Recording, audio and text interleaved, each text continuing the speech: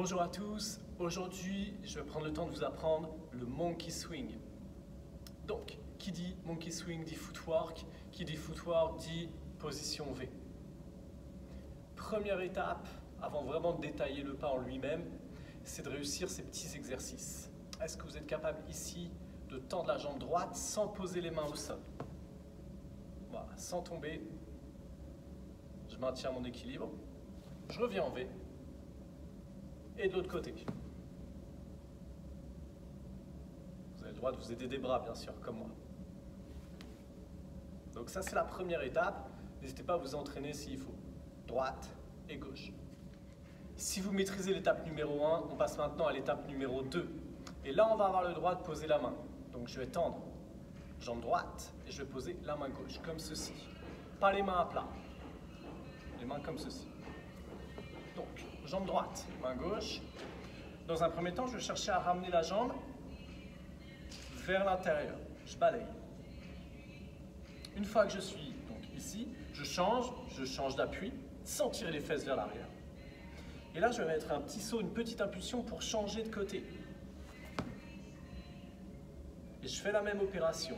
Devant, je change, je saute. 1,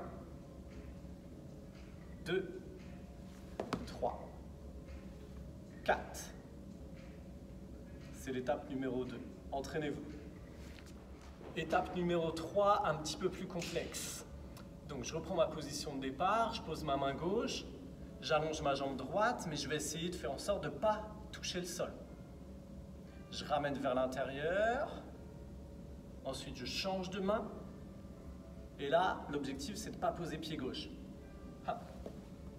Sans poser le pied, je ramène et je change.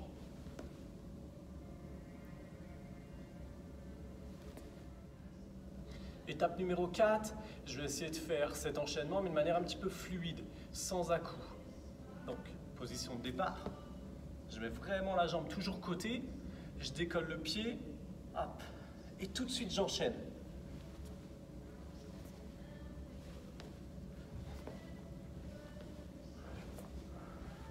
Et je peux accélérer un peu.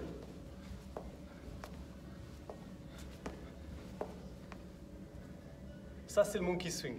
Maintenant que vous avez compris les grands principes, on peut le modifier légèrement, notamment en jouant dans un premier temps sur la hauteur du bassin. Donc là, depuis le début de la séance, j'ai gardé, le bassin assez bas, comme ceci.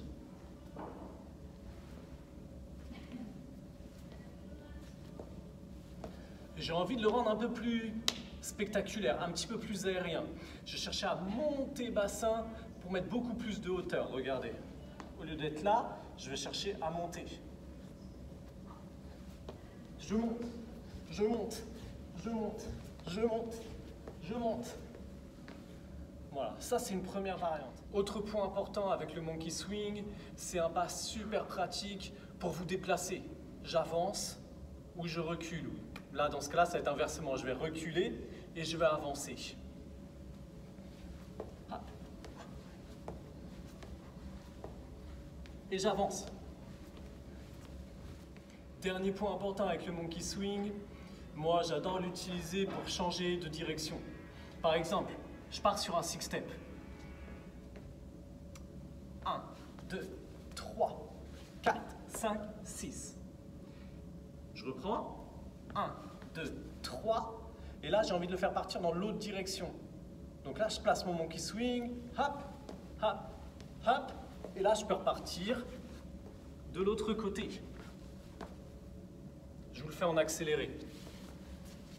Six step. Hop, hop, hop.